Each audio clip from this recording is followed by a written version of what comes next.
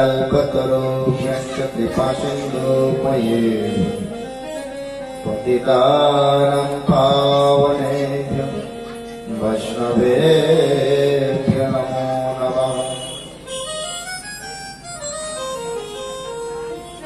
नमो महावरण्याय कृष्णप्रेमप्रदायते कृष्णाय कृष्णचैतन्य नाम्ने गौरकृष्ण नमः।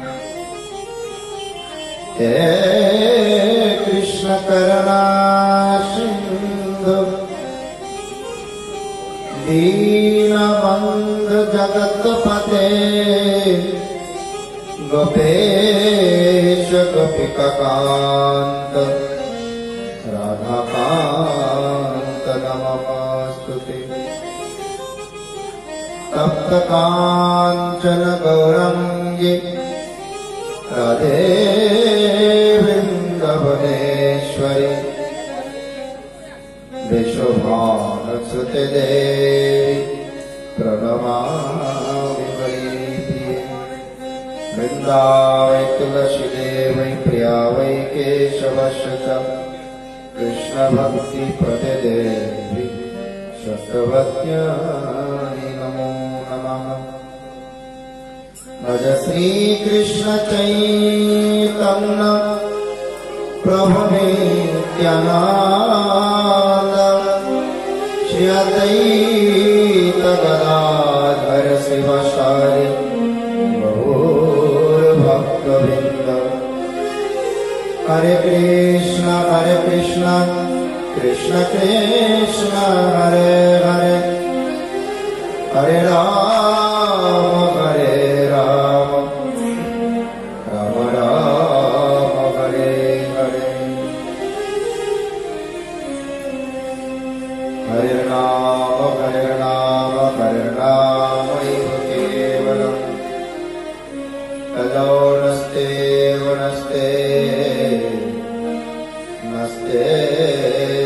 गतिरन्यथा। ॐ नमो भगवते वासुदेवाय। ॐ नमो भगवते वासुदेवाय। ॐ नमो भगवते वासुदेवाय। श्री भगवान् वाच ज्ञानं परमं गुह्यं यद्विज्ञानसमन्वितं सारहस्यं तदङ्गं च विहानगदितं मया। यवानं यथा भवो यद्रूपगुणकर्मकः तथैव तत्त्वविज्ञानम् अस्तु ते मदनुग्रहात्। अहमेव सर्वगरे अन्यद्यत्सदसत्परम् पश्चादहं यद् तत्तु यवशिष्यत सस्मयम्। प्रीतिर्थं यत् प्रतीयतो न प्रतीयत तत्त्वनि तद्विद्या तन्मनोमयम् यथा भासयत तमः। यथा वहन्ति भूतानि स्वस्वावशिष्मानि प्रविष्टान्यप्रविष्टानि तथा तेषु न ते स्वरम्। एतावदेव जिज्ञास्यन् तत्त्वजिज्ञासनात्मनः तन्वायव्यतिरेकाभ्याम् यत् सर्वत्र सर्वदा। एतावत् समादिष्टो ब्रह्मेण समाधिना भवनकल्पविकल्पेषु न विमर्श्यति कर्मिति। इति श्रीमद्भागवते श्रीकृष्णे भागवतम्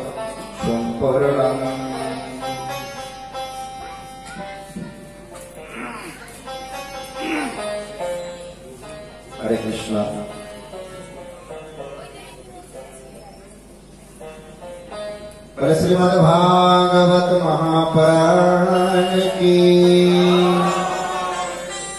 नंद नंदन कृष्ण कन्हैया लाल की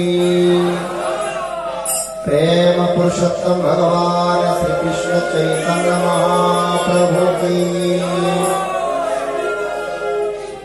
जय जय निताय गौर प्रेमानंद हरि हरि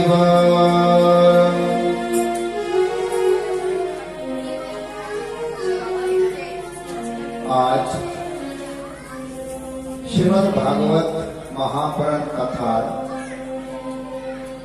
जे सप्ताहव्यापी आयोजन करा হয়েছে তার তৃতীয় দিবস। যে সকল ভক্তবৃন্দ এখনো আমাদের কথাস্থানে এসে উপস্থিত হতে পারেননি, আমি কৃপা করে সকল ভক্তের চরণে বিনীত নিবেদন জানাই, আমাদের কথা শুরু করতে একটু বিলম্ব হয়েছে। ভগবানের কথাতে অনুকূল পরিবেশ তৈরি করে দিয়েছে, তাই আপনারা আর কাল বিলম্ব না করে যত দ্রুত সম্ভব, যদি সম্ভব হয়, কথাস্থানে চলে আসুন। আর উপস্থিত ভক্তদেরকে শ্রীমদ্ ভাগবত মহাপুরাণ কথাতে স্বাগত জানাই।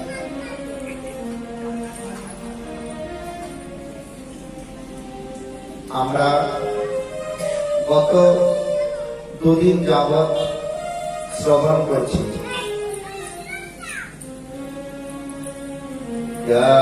ব্রহ্ম সাক্ষাৎ প্রীতিনিষ্ঠয়াপি বিনাশময়াতি বিনা নবৈ। বলছি আমাদের কৃতকর্মের ফল আমাদেরকে ভোগ করতে হবে। আমার কৃতকর্মের ফল অন্য কেউ নেবে না। তাই আমি আপনাদেরকে এবং আমার নিজেকে সর্বদা সাবধান থাকতে বলছি, যেন আমার দ্বারা কোন গর্হিত কার্য না হয়। শাস্ত্রে বিভিন্ন বিধিবিধান আছে, বিধিবিধানের দ্বারা আমি আমার কর্মের ফল নষ্ট করতে পারব। গর্হিত কর্মের ফলও আমি পরিবর্তন করতে পারব। কোন খারাপ কাজ করলাম, খারাপ কাজের ফলে আমি কোন শুভ কর্ম করলাম, এই দুইয়ের সমন্বয়ে আমার ওই অপকর্মের ফল নষ্ট হয়ে গেল। কিন্তু ফল নষ্ট হলেও সেই পাপ করার যে পাপ বীজ, পাপ মূল, মানে অবিদ্যা, সেটা নষ্ট হয় না। অবিদ্যাই সমস্ত পাপের মূল, অবিদ্যাই হচ্ছে সমস্ত পাপের মূল। আপনারা দেখবেন শীতকালে পুকুরের জল বা নদীর জল দেখতে স্বচ্ছ লাগে, পরিষ্কার। যদি আমরা ভেবে বসি ওই নদী বা পুকুরের নিচে মাটি থাকা সত্ত্বেও জলটা এত স্বচ্ছ কেন, জলটা বুঝি সত্যি সত্যি ভালো হয়ে গেছে, তাহলে ভুল হয়। বুদ্ধিমান ব্যক্তিরা এই পুকুরে একটি ঢেল ছুড়ে দিলে যখন ওই ঢেলটি মাটিতে যাবে, নিচে জমে থাকা কাদা মাটি উপরে আসলে স্বচ্ছ জল আবার ঘোলা হয়ে যাবে। মানে কথাটির অর্থ হচ্ছে, দেখতে স্বচ্ছ হলেও ওর ভিতরে থাকা ময়লা ক্ষণিক সময়ের জন্য জমে আছে, মানে অবিদ্যা যায়নি। তাই আমরা অনেক সময় সৎসঙ্গের ফলে, স্বীকৃতির ফলে ভালো ভালো কার্য করি, এতে আমাদের কর্মফল নষ্ট হয়, কিন্তু অবিদ্যা দূর হয় না। এই অবিদ্যা দূর হয় না বিধায় আমরা দেখতে পাই ভক্তি পথে এসেও আমরা অনেক সময় খারাপ কাজ করে বসি। আর লোকে বলে, বাবা ভক্তি পথে থেকে কেন এমনটি করছে, তার তো কোনো রোগ ব্যাধি হওয়া ঠিক না, তার সংসারে এত ভোগান্তি কেন? বলে পাপের যে মূল পাপবীজ অবিদ্যা তো নষ্ট হয়নি,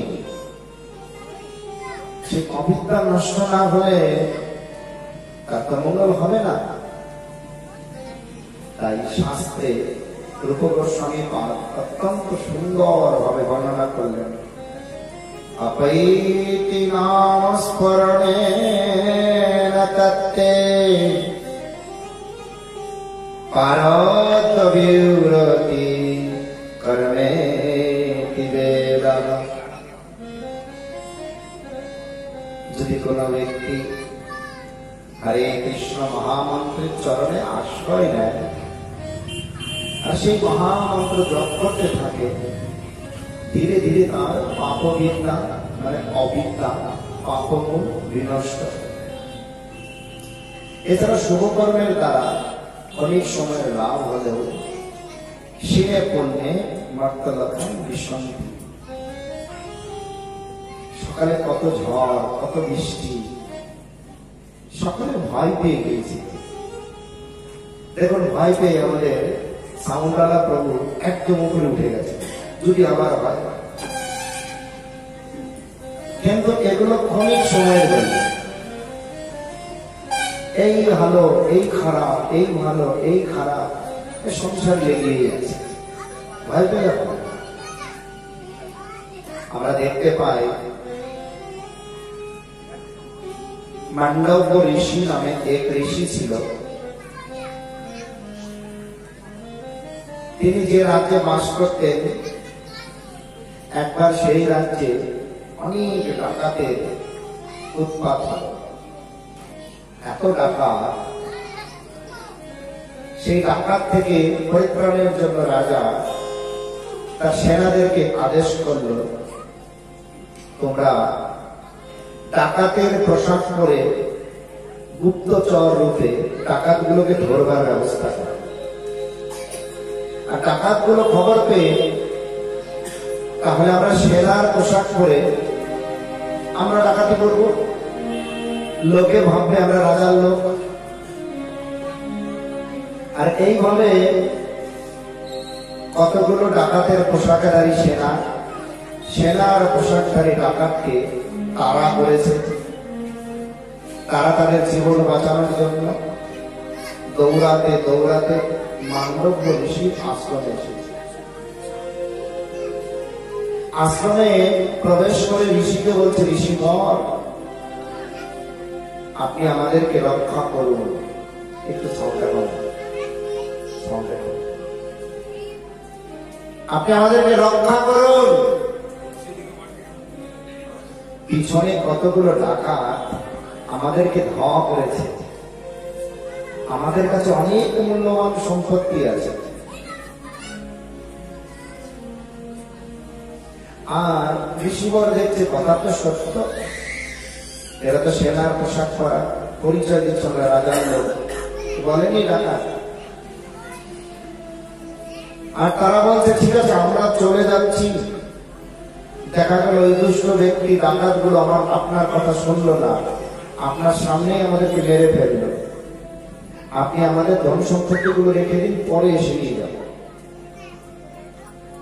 আর তারা ধন সম্পত্তি গুলো মান্ডব্য ঋষির কাছে রেখে তারা চলে গেছে। কিছুক্ষণ পরে ডাকাতের দেশধারী রাজার সেনাগণ এসে বলছে, এখানে কতগুলো ডাকাত এসেছিল।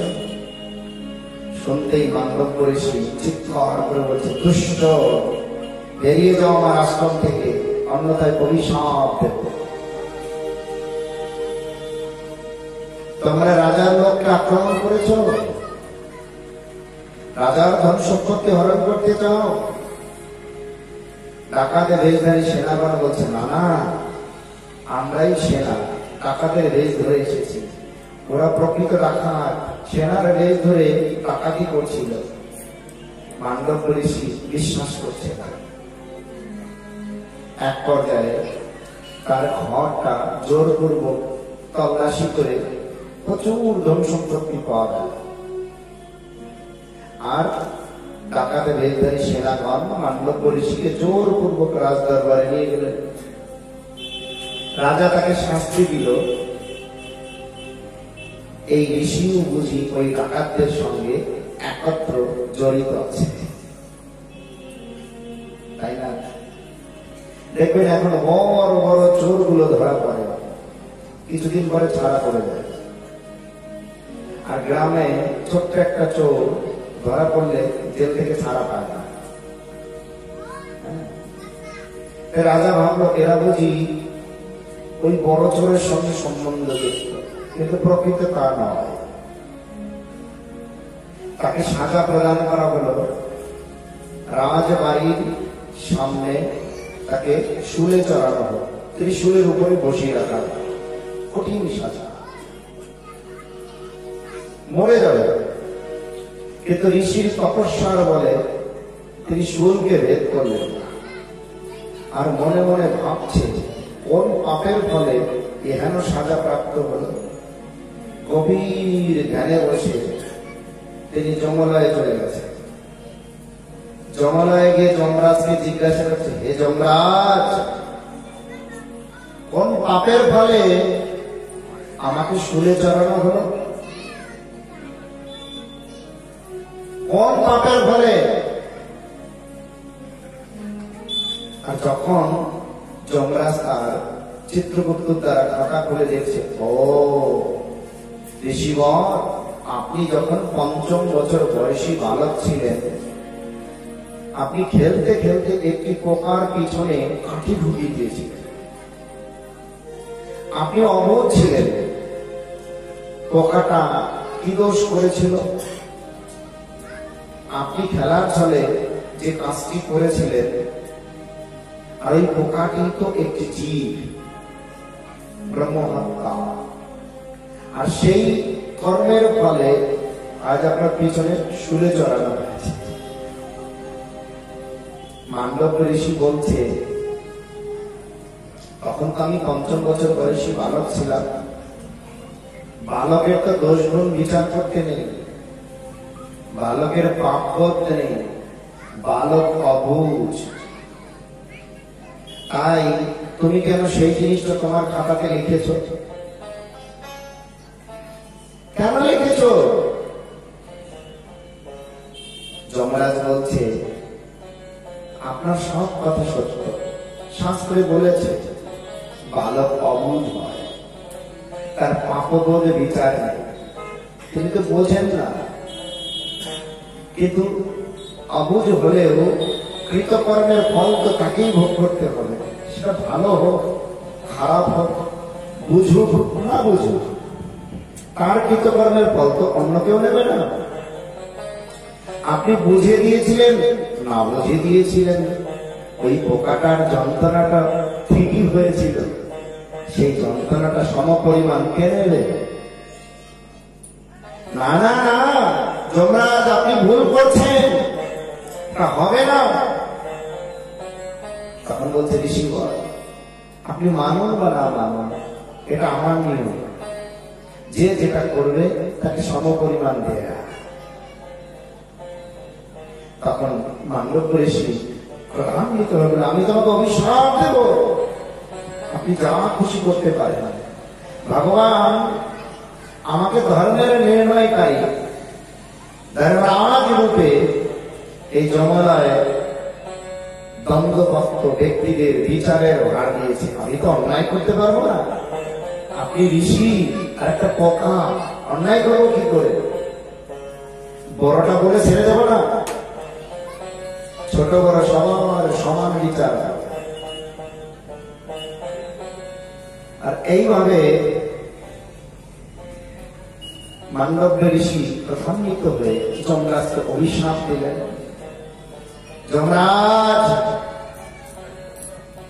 আমি তোমাকে অভিশাপ দিচ্ছি,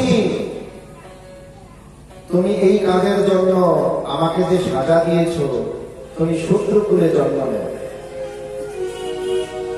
যমরাজ বলছে, ঋষিদের আশীর্বাদ সর্বদাই মঙ্গলজনক। আপাত দৃষ্টিতে সাধুগুরু বৈষ্ণবের শাসন কষ্টদায়ক হলেও তা প্রকৃত মঙ্গলদায়ক। আমি আপনার অভিশাপ মাথা পেতে নিলাম, আপনার অভিশাপে আমার কোনো আপত্তি নেই, কিন্তু বিচার কিন্তু ভুলবে না। ওটা তো আমার কাজ, ভগবান দিয়েছে, আপনার কৃতকর্মের ফল আপনাকে ভোগ করতে হবে। ওই যে করেছে পূর্বজন্ম, ছোট বাল্য বয়সে পাপের অভিজ্ঞতার ফলে ভোগ করতে হচ্ছে। আর যমরাজ জন্ম নিলেন বিদুর রূপে, দাসীপুত্র রূপে, শূদ্রকুলে। তো বিদুর রূপে জন্ম নিয়ে তিনি ভগবানের সান্নিধ্য পেলেন। তীর্থে তীর্থে ঘুরে ঘুরে ভগবানের গুণ মহিমা শ্রবণ করলেন। মন্ত্রী ঋষির কাছ থেকে, উদ্ধবজির কাছ থেকে, সাধু সঙ্গে এক প্রকারের অভিশাপের ফলে শূদ্রকুলে নামমাত্র জন্ম নিয়ে তিনি সাধু সঙ্গে দিনাতি পাঠ করতে লাগলেন। আবার যমরাজ জন্ম নিলেন যুধিষ্ঠির মহারাজ রূপে, মহাভারত লীলাতে বিদুর রূপে, যুধিষ্ঠির মহারাজ রূপে। আবার ধর্মকুণ্ডে একটা বক ধর্মের রূপ ধারণ করে তিনি আবির্ভূত হলেন। একই যমরাজ মহাভারতে ভগবান যে লীলা করেছেন, সেই লীলাকে পুষ্টি করবার জন্য কত রূপ ধারণ করেছে। দেখবেন একই ব্যক্তি অনেক পাঠ নেয়, শুধু কি জগৎ চিত্তে শিক্ষা দেওয়ার জন্য।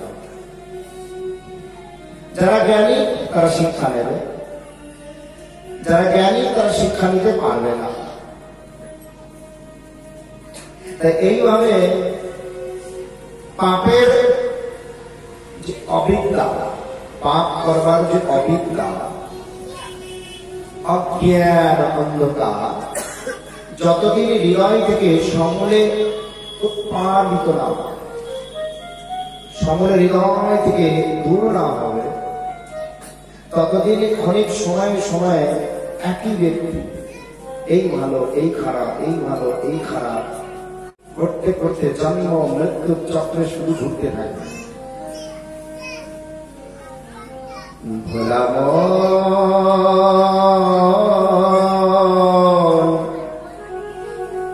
ভাব একবার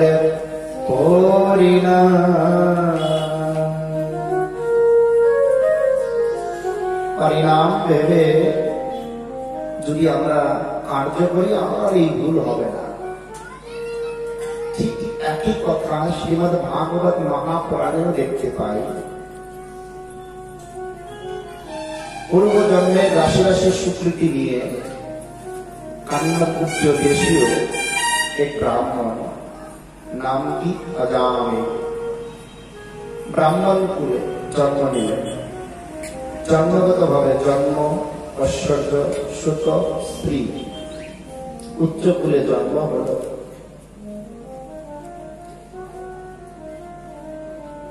ঐশ্বর্য বলতে ধন সম্পত্তির দিকে আর কমতি ছিল না, অভাব নেই। সুত বলতে বিদ্যা, শ্রী বলতে দেখতে সুন্দর। একজন ব্যক্তি জন্মগত ভাবে ভালো কুলে জন্ম নিল, দেখতে সুন্দর, বিদ্যা অর্জন করল, ধন সম্পত্তি থাকলো। ভগবান তার কর্মফলে এমন ঘরে জন্ম দিয়েছে, কমতি নেই, কমতি নেই। এই যে দেখতে পাচ্ছেন আমাদের অভিজিৎ প্রভু, দেখতে সুন্দর, ব্রাহ্মণ বলে জন্ম, বিদ্যা আছে, টাকা পয়সা আছে, ভগবান সব দিয়েছে। যখন আজ থেকে 5-6 বছর আগে তাদের বাড়ি প্রথম আসলাম, একই কথা বলেছিলাম, ভগবান তোমাদের সব দিয়েছে, কিন্তু সব দেবার পরেও যদি তোমরা ভগবানকে ছেড়ে অনাচার করো, অনাচার মানে যে যে কার্যের ফলে ভগবানের দুঃখ হয়, ভগবানের কথা মতো খাবো না, ভগবানের কথা মতো শুনবো না, ভগবানের কথা মতো চলবো না, সেগুলোকে অনাচার বলা হয়।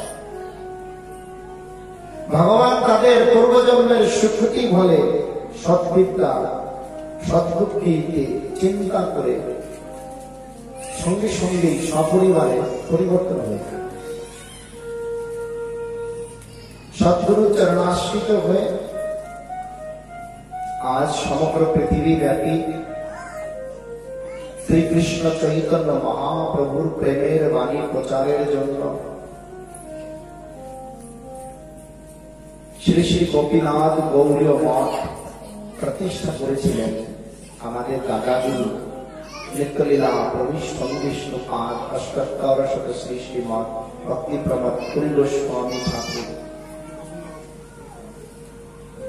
আর সেই বাণীকে অব্যাহত রেখে আমার গুরুপাদ পদ্ম আজ সমগ্র পৃথিবী ব্যাপী সেই মহাপ্রভু প্রেমের বাণী প্রচার করছে।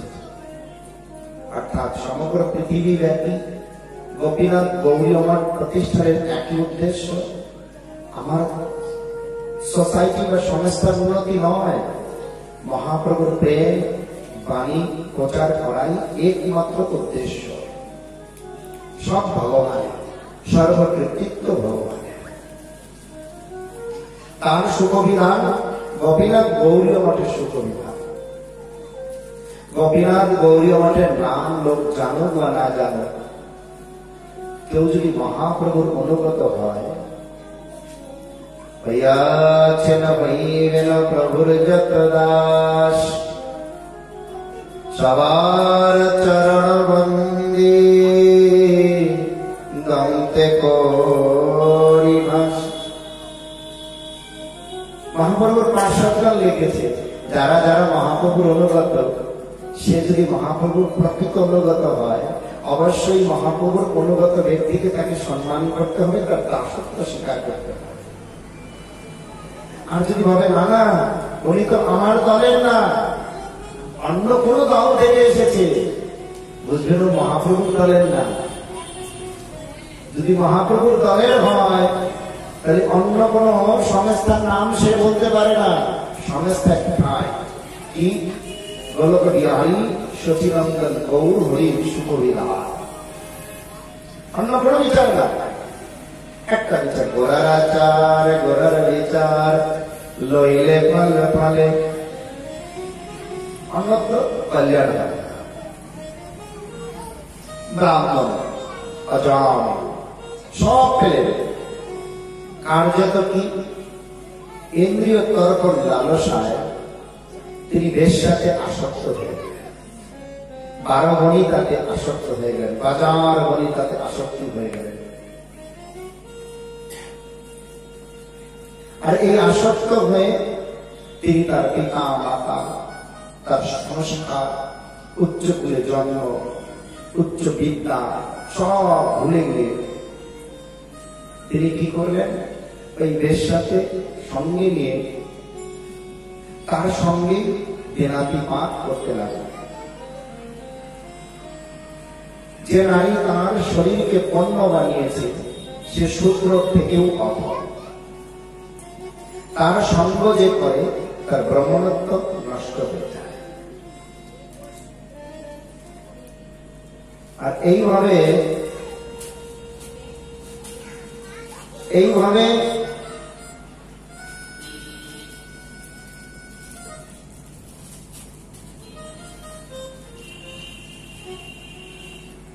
আজামের এক এক করে 10টি সন্তান জন্ম দেন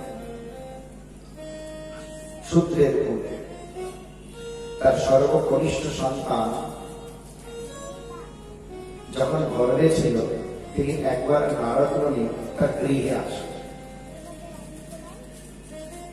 তিনি জানেন সাধু সেবার মহিমা কি। আমি একবার এক জায়গায় কথাতে গিয়েছি, একজন কসাই এসে বলছে, আমি যদি আপনাকে টাকা দিই আপনি ভগবানের সেবায় লাগাতে পারবেন?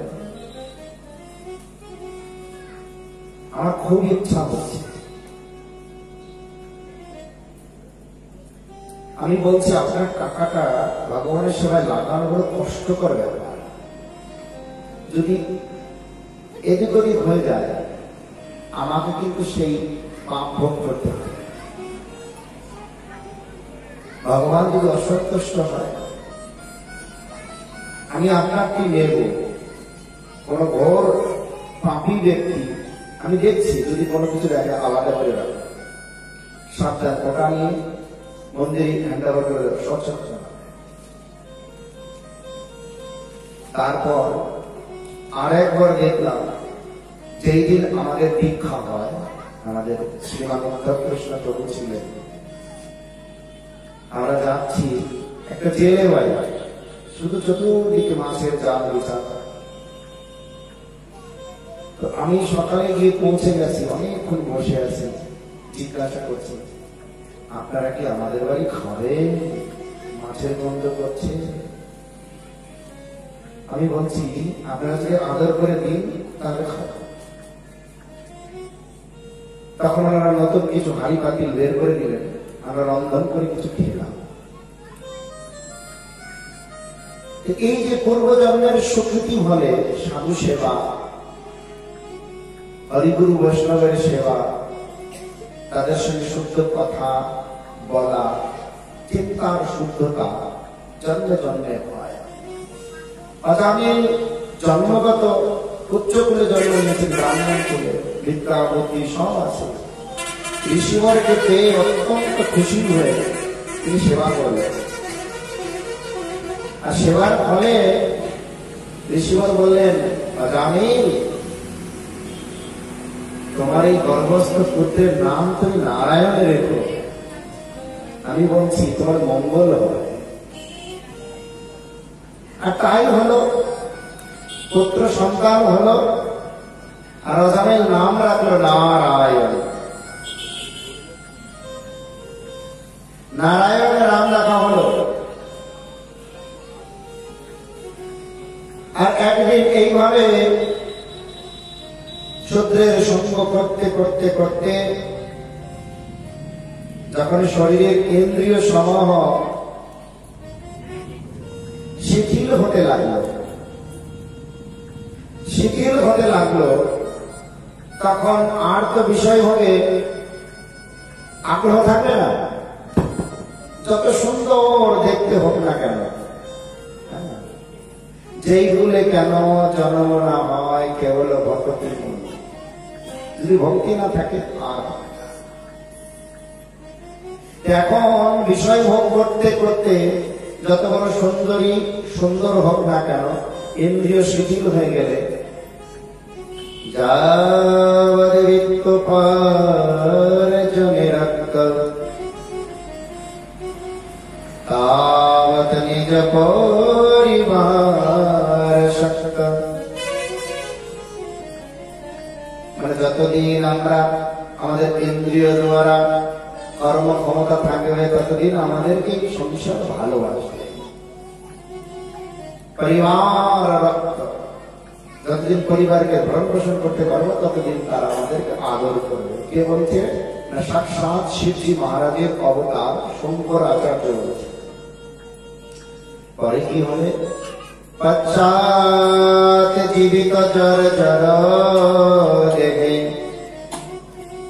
বার্তা কপিন পৃচ্ছতি গেহে।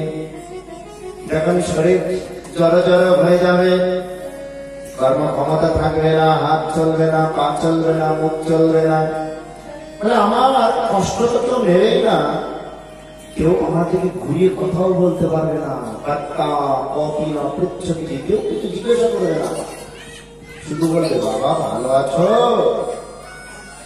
এতটুকু শেষ। আর হা করে তাকিয়ে তাকিয়ে দেবে, কোনো কিছু করার থাকবে না।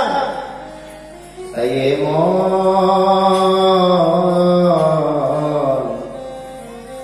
করে বরণ ফুল।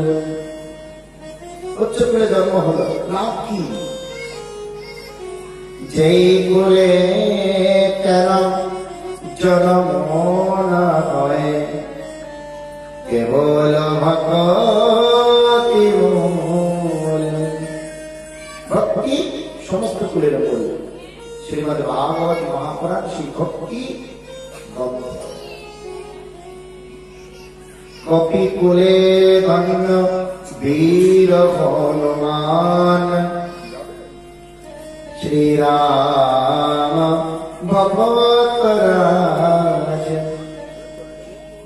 বানর কুলে সমস্ত বীরদের শ্রেষ্ঠ বীর হনুমান জন্মগ্রহণ করে সর্বদা ভগবানের সেবায় নিজেকে রত রাখেন।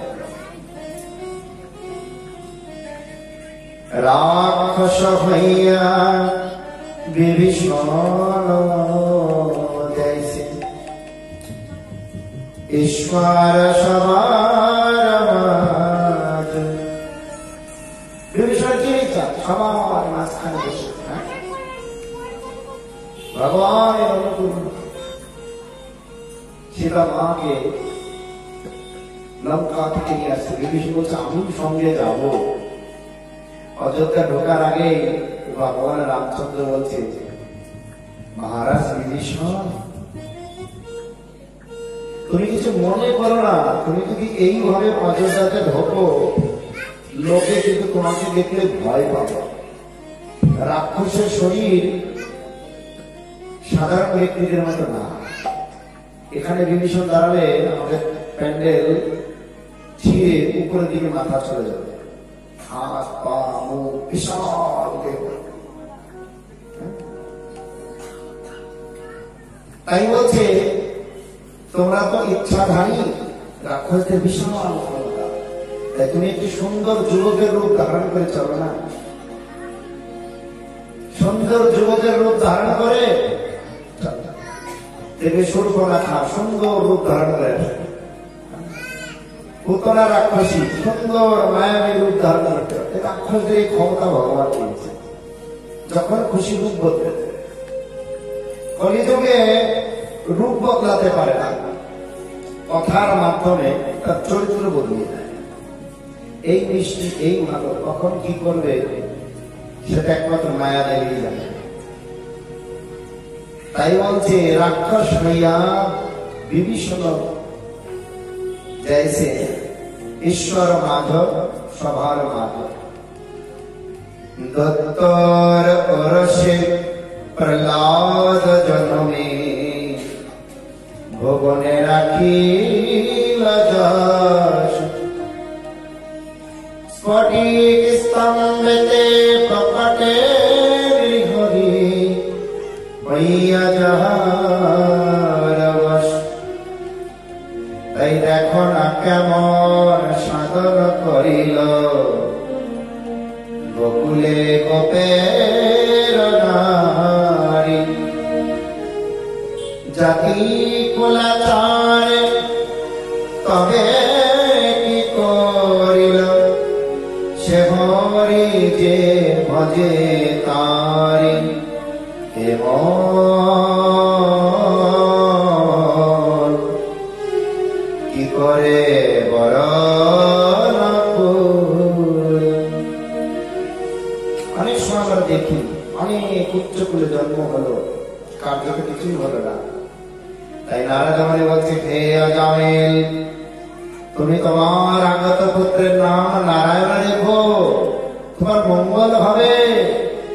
আর মৃত্যু সময় যখন পুত্র স্নেহ শোকে অজামিল নারায়ণ নারায়ণ নাম জপ করতে লাগলেন, তিনি কিন্তু পুত্র শোকে, পুত্রের অতিরিক্ত স্নেহে বাৎসল্য রসে পুত্রের নাম নারায়ণ নারায়ণ জপ করতে লাগলেন।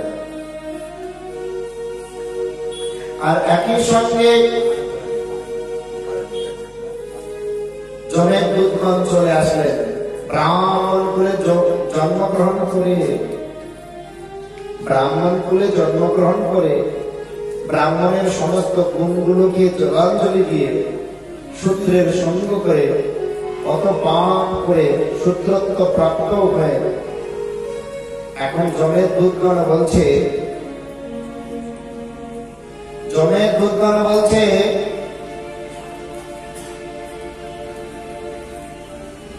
আমরা একে যমরায় নিয়ে যাব। আর একই সঙ্গে ওই নারায়ণ নারায়ণ নাম জপ করাতে ভগবান বিষ্ণুর দূতগণ এসে, না যিনি মৃত্যুর সময়ে ভগবানের নাম জপ করে তাকে কি করে যমলোকে নিয়ে যাওয়া হবে, কি করে নরকে নিয়ে যাওয়া হবে? প্রমাণ দিচ্ছে সংকেত্যাম পারিহাস্যম স্তবামিলানমেব বৈকুণ্ঠনাম গ্রহণম অশেষ অগহরম বিদু। সংকেত করে পরিহাস করে নিন্দা করে অবজ্ঞা করে, চার ভাবে সংকেত, নিন্দা, পরিহাস, অবজ্ঞা করে কেউ যদি ভগবানের নাম গ্রহণ করে তাদেরও কল্যাণ হয়। বিষ্ণুদূতগণ বলছে, আমরা জানি তিনি ভগবান নারায়ণের নাম নেননি, তিনি তার পুত্রের নাম নারায়ণ রেখেছে, কিন্তু পুত্রের নাম নারায়ণ হলো সংকেতে ভগবান নারায়ণের নাম নারায়ণ। এই সংকেত নামাভাসে সমস্ত পাপ নষ্ট হয়ে গেছে, তোমরা তাকে নিতে পারবে না। তাই দেখবেন আগেকার দিনে মাতা পিতাগণ ছেলে মেয়ের নাম সব ভগবানের সঙ্গে সম্বন্ধ রেখে রাখত। এখনকার মতন টিঙ্কি ফিঙ্কি এগুলো রাখতো না, সুন্দর সুন্দর নাম রাখত, নিরঞ্জন, সুশান্ত, অতি সুন্দর সুন্দর নাম। কপিল দেব, নরেশ, কতজন ভগবান দাস, কৃষ্ণকান্ত দেব, রঙ্গনাথ ভগবান, মাধব, উদ্ধব ভগবানের সখা, উদ্ধব কৃষ্ণ, রাধাচরণ, উরুক্রম ভগবান নৃসিংহদেবের নাম। এই যে নাম প্রতিটা সময় যদি স্মরণ করা যায়, সংকেতে ভগবানের নাম হচ্ছে, মঙ্গল হবে। তাই আপনারা বাড়িতে আপনাদের ছেলে মেয়েদের নাম, নাতিপুতির নাম এমন ভাবে রাখবেন যাতে সারাদিন সিনে আবদ্ধ হলেও আর কিছু না হলেও অল্প তো হবে, এই প্রতিদিন রাখতে রাখতে নামাভাসে কল্যাণ হবে। আর এইভাবে অগাধ পাপ করার ফলেও যমের দূতগণ অজামিলকে ছেড়ে দিল। যমের দূতগণ অজামিলকে ছেড়ে দিলেন, আর ছেড়ে দিতে বিষ্ণুদূতগণ বললেন, যাও তুমি সংকেতে ভগবানের নাম গ্রহণ করাতে তোমার সমস্ত পাপ নষ্ট হয়েছে, কিন্তু তোমার মধ্যে থাকা যে অবিদ্যা, পাপের মূল, সেটা তো নষ্ট হয়নি। তুমি তো আবার পাপ করতে পারো। এখন তুমি স্থির আছো, তুমি যদি ভজন করো অচিরেই তুমি ভগবান ধামে যেতে পারবে। না হলে নিজের চোখে দেখলে তো যমের দূতগণ কেমন কামতে কামতে নরকে নিয়ে যাবে। আর অজামিল সঙ্গে সঙ্গে চলে গেলেন হরিদ্বারে, গঙ্গার তীরে বসে একান্ত মনে স্থির হয়ে নাম জপ শুরু করলেন। নাম জপ করতে লাগলেন, হরে কৃষ্ণ কৃষ্ণ কৃষ্ণ হরে হরে, হরে রাম রাম রাম হরে হরে। শ্রীমদ ভাগবত মহাপুরাণ কি। হরে কৃষ্ণ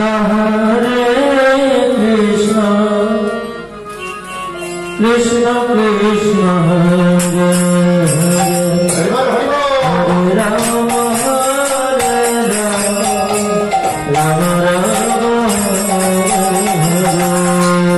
हरे कृष्ण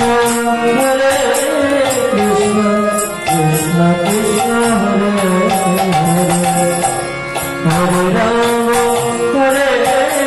राम राम राम हरे हरे हरे कृष्ण कृष्ण कृष्ण हरे हरे हरे राम हरे कृष्ण कृष्ण कृष्ण हरे हरे हरे राम राम राम हरे हरे कृष्ण कृष्ण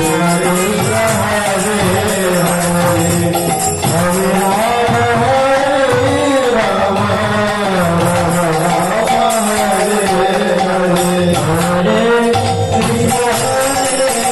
हरे हरे हरे राम राम राम हरे हरे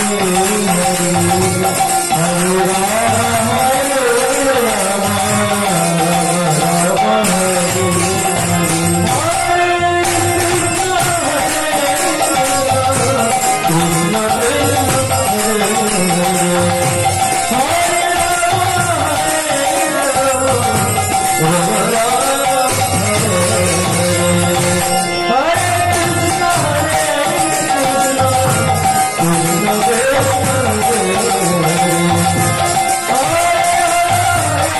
कृष्ण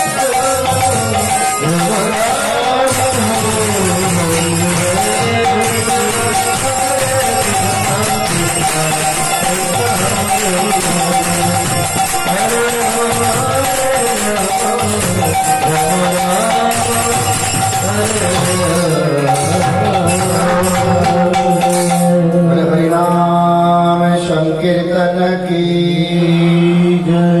श्रीमद् भागवत महापुराण की जय। नंद नंदन कृष्ण कन्हैया लाल की जय। जय जय निताय गौर प्रेमानंद हरि बोल हरि बोल।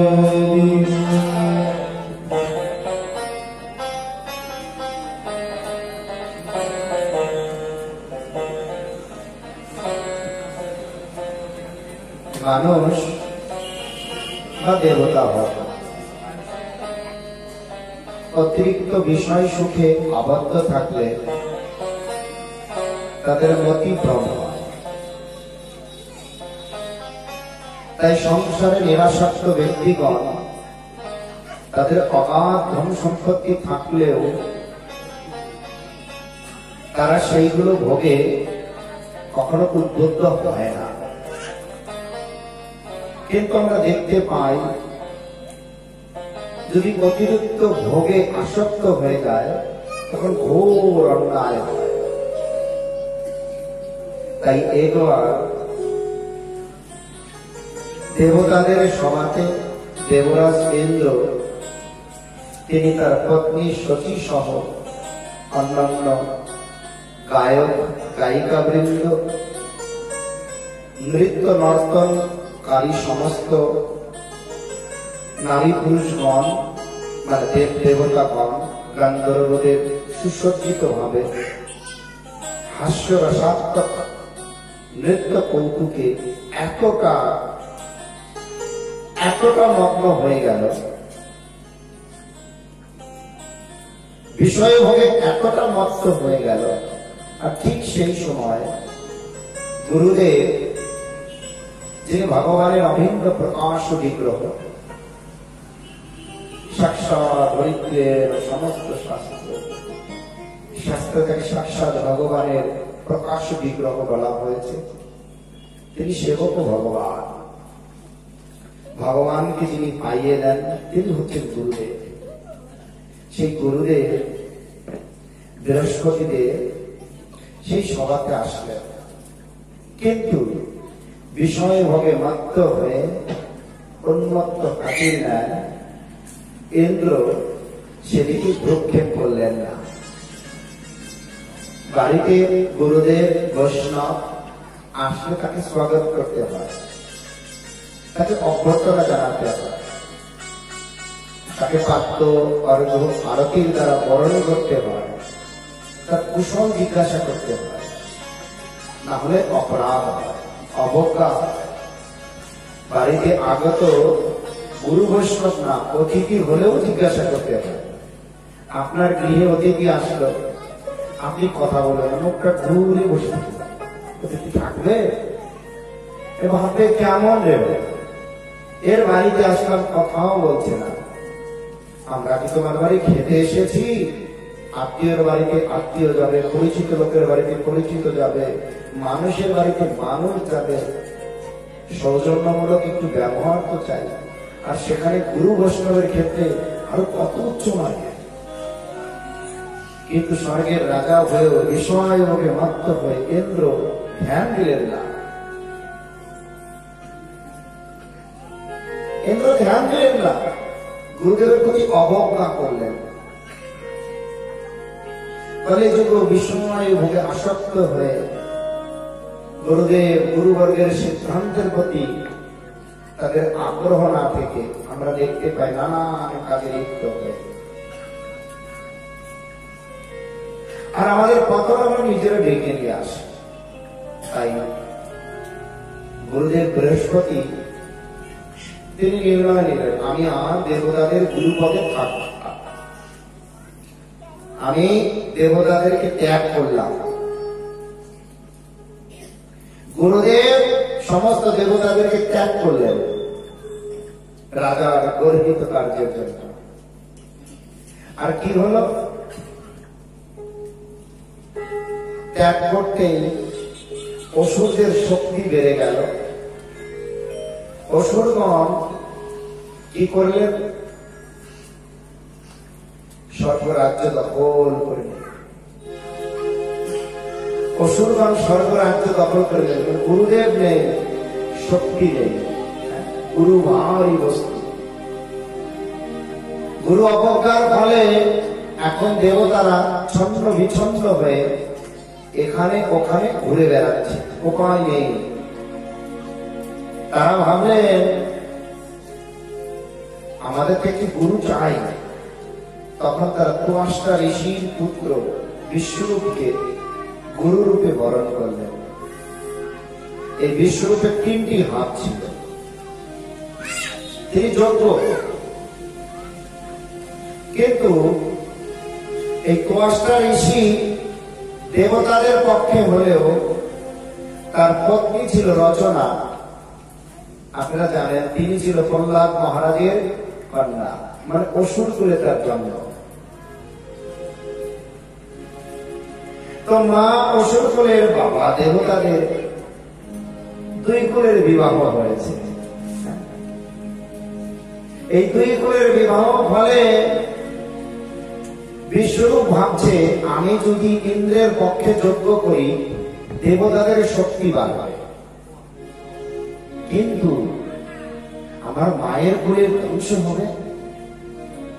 আমি চোখের সামনে আমার মায়ের কুলের মামাদের ধ্বংস দেখতে পারবো। তাই তিনি মনে মনে অসুরদের পক্ষে অবধি করেন। আর ইন্দ্র সেটা জেনে ফেললেন, ওরে বাবা, তোমাকে এনেছি আমার কল্যাণের জন্য, আর তুমি গোপনে গোপনে আমার শত্রুদের কল্যাণের জন্য কাজ করছো। এটা বড় ভয়ানক।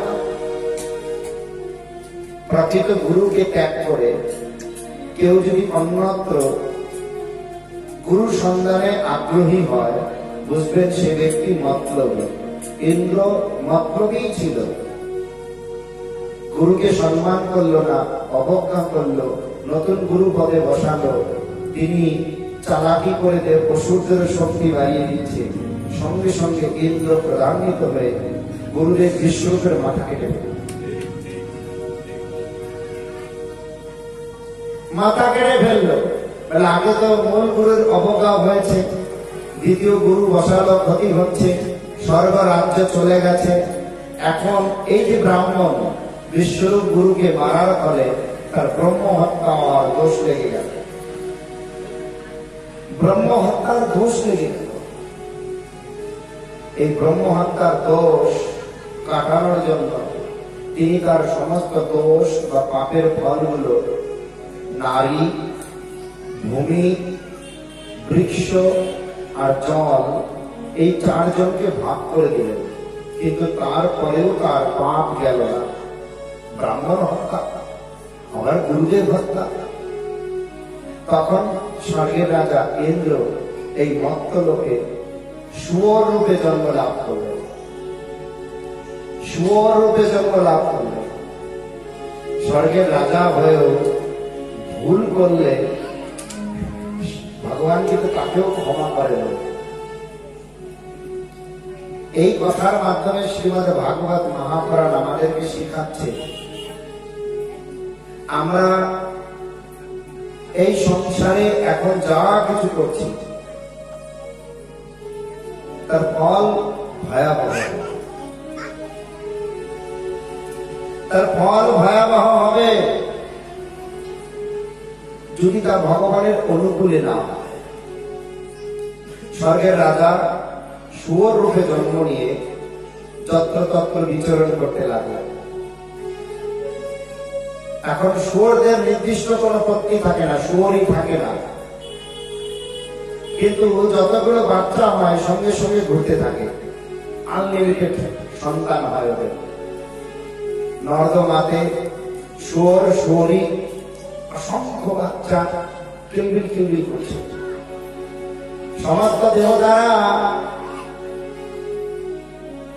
সমস্ত দেবতারা পিতা ব্রহ্মার নিকটে গিয়ে প্রার্থনা জানাচ্ছে, হে পিতা, আমরা রাজাহীন রাজ্যে বসবাস করা বড় দুরূহ ব্যাপার, আপনি কৃপা করুন না, আপনি কৃপা করুন। আর এইভাবে ব্রহ্মা বলল, দেখছি কি করা যায়। ব্রহ্মা বলল, দেখছি কি করা যায়। ব্রহ্মা তখন মর্ত্যলোকে এসে ওই নর্দমায় পড়ে থাকা শুয়োরকে বলল, ইন্দ্র চলো। শুয়োর গিয়া মানুষের দেবতাদের ভাষা বুঝবে? নর্দমায় থাকা শুয়োর ভাষা বুঝবে আমাদের? বুঝবে না। চলো, তাকিয়ে আছে, কি বলে বাবা, কিছু বুঝতে পারছে না। তখন ব্রহ্মা বলল, এ তো শুনবে না, কি করা যায়? এক এক করে ওই শুয়োরের সমস্ত সন্তানগুলোকে মারতে লাগলেন। একসময় শুয়োরকে মেরে দিলেন। আর শুয়োরের সন্তান বাচ্চাগুলোকে যদি মারা যায়, এতটা প্রধানিত হয়, বিকট আওয়াজ করছে। এক পর্যায়ে তাকে দিব্য জ্ঞান দিলেন, যাতে করে তার ভাষাটা বুঝতে পারে। জিজ্ঞাসা করতে, চলো, কোথায়? আপনি কে? বলেন, ব্রহ্মা। আমাকে কোথায় নিয়ে যাবেন? স্বর্গে। বলে, স্বর্গে গেলে আমি আমার সন্তানাদি সহ শুয়োরীকে পাবো তো?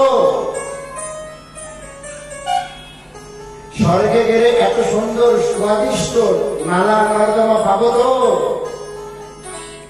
শুয়োর শরীরে আবদ্ধ হয়ে ওই ইন্দ্র কি খুঁজছে?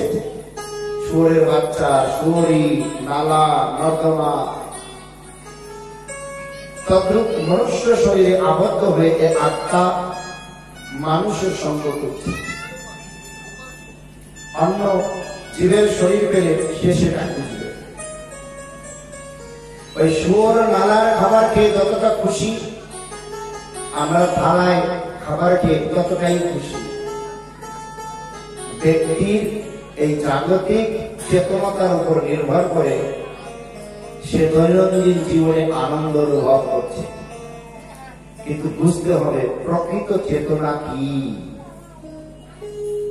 আপনি এটা ভাববেন না আমি বাজার থেকে, কসাইয়ের দোকান থেকে মরা জানোয়ার গুলো কিনে এনে খেলেই বুঝি আমার আনন্দ হচ্ছে। বাহ, কি আনন্দ!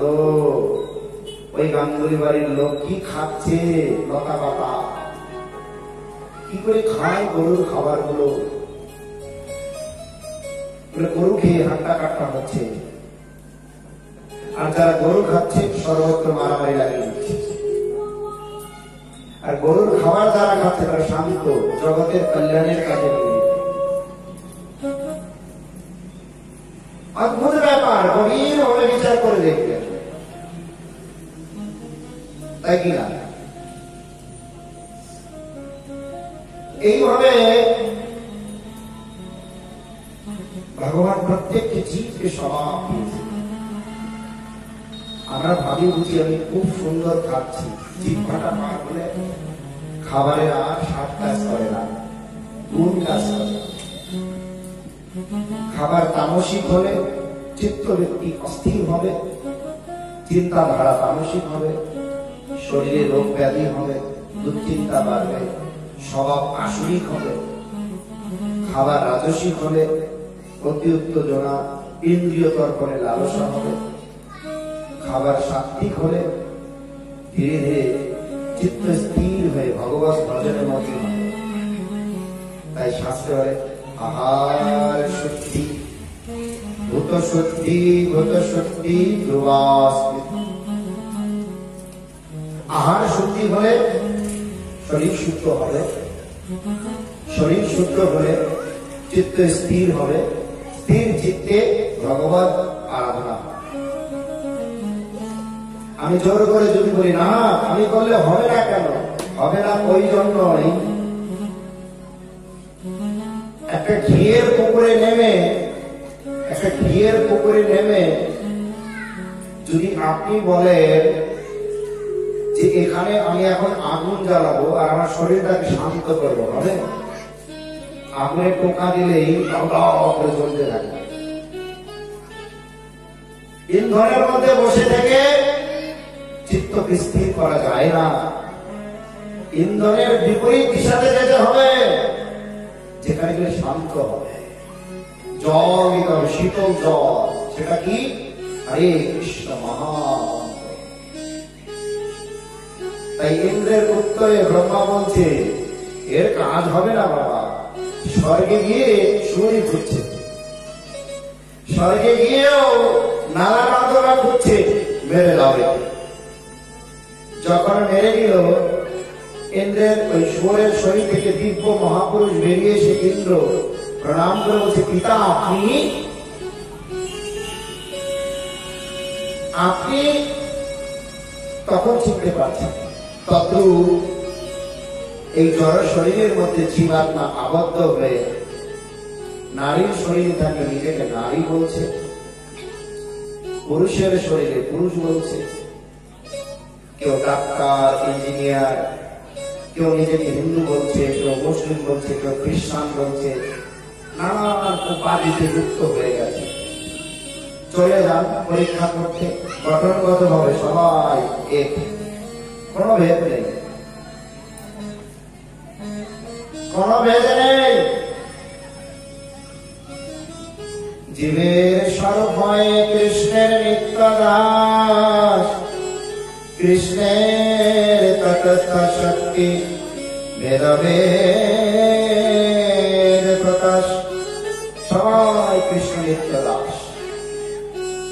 এইভাবে ইন্দ্র উদ্ধার পেল। কিন্তু ইন্দ্র উদ্ধার পেলে কি হবে? ওই যে বিশ্বরূপকে মেরেছিল, এখন বিশ্বরূপের বাবা তোয়াষ্টা ঋষি প্রতিশোধ নেওয়ার জন্য একটা যজ্ঞের মাধ্যমে পুত্র উৎপাদন করলেন, নাম হলো বৃত্রাস। তিনি যখন এই পুত্রকে জন্ম দিলেন, যজ্ঞ থেকে উঠলেন। বৃত্রাস বিশাল ক্ষমতাশালী, অসুর শ্রেষ্ঠ। তিনি অসুরদের পক্ষে দেবতাদের বিরুদ্ধে যুদ্ধ করলেন, ইন্দ্রকে হারিয়ে দিলেন। ইন্দ্র দেখলেন একটু মহা মুশকিল কথা, বিপদ যাচ্ছেই না, স্বর্গের দেবতাদের বিপদ শেষ হচ্ছে না, মত্ত লোকে তো অনেক দূরের ব্যাপার, চতুর্দশ ভুবন সবাই কষ্টে আছে। ইন্দ্র তখন উপায় অন্তর না জেনে তিনি জানতে পারলেন, আমি যদি দধিচি মণির অস্থি দিয়ে একটা বজ্র বানাতে পারি, সেই বজ্রের আঘাতে বৃত্তাসুরকে মারা যাবে। আর কত বড় স্বার্থবাদী লোক, নিজেদেরকে বাঁচানোর জন্য ঋষিবর দধিচি মণির কাছে গিয়ে প্রার্থনা চাইলেন, মণিবর, আপনার কাছে আমাদের একটি ভিক্ষা আছে। কি ভিক্ষা? আপনার অস্থি দ্বারা যদি বজ্র বানিয়ে দেবতাদের পক্ষে আমি বৃত্রাসুরের সঙ্গে যুদ্ধ করি, তাহলেই বৃত্রাসুরকে বধ করা সম্ভব। তাই আপনি কৃপা করুন, আপনি নিজেকে বিসর্জন দিন সমস্ত দেবতাদের কল্যাণের জন্য। মণি সাধু, সাধুরা জগতের কল্যাণের জন্য সব করতে পারে। দধিচি মণি সঙ্গে সঙ্গে ধ্যানে তার শরীর বিসর্জন দিলেন এবং তার অস্থি দিয়ে বজ্র বানিয়ে ইন্দ্র যখন আবার যুদ্ধ করতে যাচ্ছে, বৃত্রাসুর হাসতে হাসতে বলছে, ইন্দ্র मतलबी, तुम बहुत बड़ा मतलबी लोग हो, आपका फायदा के लिए कुछ भी कर सकते हो, संतों का भी विसर्जन दे दो। इतना घिनौना है, आपका फायदा के लिए लोग कुछ भी कर सकता है। मतलबी इंद्र, तो मतलबी और विकट हास्य। হাজার হাজার বছর যুদ্ধ হবার পর তুমি এখন দধিচি মণির অস্থি দিয়ে বজ্র বানিয়ে নিয়ে এসেছো। ভগবান তোমার পক্ষে, তাই তুমি জিতবে। কিন্তু এই চতুর্দশ ভুবনে ভূর ভুব স্বাহা মহ জন তপ সত্য অতল বিকল তলাতল রসতল সুতল পাতাল, 14 ভুবন মায়ার জগৎ। এখানে কে জিতবে কে হারবে এটা তো চূড়ান্ত পরীক্ষা নয়, পরিবর্তনশীল জগতে পরিবর্তন হবে। সত্যি সত্যি তুমি কি ইন্দ্র আমাকে মারতে পারবে? কে কাকে মারে? জীব নিত্য, জীব নিত্য। ভগবান এখন তোমার পাল্লাটা ভারী করে দিয়েছে, তাই তুমি জিতবে। তুমি নিজে কি করছো? তোমার নিজের কোনো ক্ষমতা আছে কি? ভগবান ইচ্ছায় সব হচ্ছে, কিন্তু তুমি বুঝতে পারছো না। তাই তুমি কামুক হয়ে, স্ত্রীগণ পরিবৃত হয়ে বিষয় ভোগে মত্ত ছিলে আর গুরুদেবকে অবজ্ঞা করেছিলে। আর তার ফলে তখন থেকে তোমার পিছনে শনি লেগে গেছে, মানে সমস্ত বিপদ লেগে গেছে। তুমি ভেবো না যে তুমি জিতছো। বৃত্তাসুর মৃত্যুর মুখে দাঁড়িয়ে বীরের ন্যায় হাসতে হাসতে এত সুন্দর তত্ত্ব কথা বলছে, ইন্দ্র ভয় পেয়ে গেছে।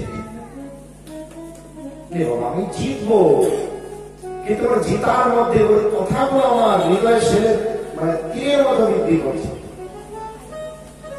ইন্দ্র ভয় পেয়ে গেলেন, যুদ্ধে জিতলেন, বৃত্তাসুরকে মারলেন, সুখী হতে পারলেন না। ওই কথাগুলো কানে বাজছে। কে বা ছিল এই বৃত্তাসুর? তিনি কোন সাধারণ ব্যক্তি নয়, তিনি পূর্বজন্মে চিত্রকেতু রাজা ছিলেন। এই চিত্রকেতু রাজা সুরসেন বংশের একজন রাজা। এই রাজার অনেক পত্নী ছিল, বলা হয় 50,000 পত্নী ছিল। এত পত্নী থাকা সত্ত্বেও রাজার কোন সন্তান নেই। এই জন্যই রাজা বলে ভালো, এত পত্নী থাকা সত্ত্বেও সন্তান নেই। রাজা ভাবলেন আমার অভাবটা কোথায়, আমি নিঃসন্তান, এটাই আমার দুঃখ। তো রাজা সব দিক থেকে পরিপূর্ণ থাকাতে একদিন সেই রাজ্যে অঙ্গিরা ঋষি সেখানে ভগবানের কথামৃত প্রচার করতে আসলেন। আর যেমনটি করে এই ঝিকিরা জয়পুরের মাঝখানে রায় ব্রাদার্স ক্লাবের মাঠে, লাউতারা মাঠ না, লাউতারার মাঠে, রাউতারা মাঠে ভগবানের কথামৃত আয়োজন করা হয়েছে। আমরা এসেছি, আমাদেরকে সুযোগ দেওয়া হয়েছে কথা বলার। তদ্রূপ অঙ্গিরা ঋষি এই ভগবানের প্রেমের বাণী প্রচার করতে চলে গেলেন চিত্রকেতু রাজার দরবারে।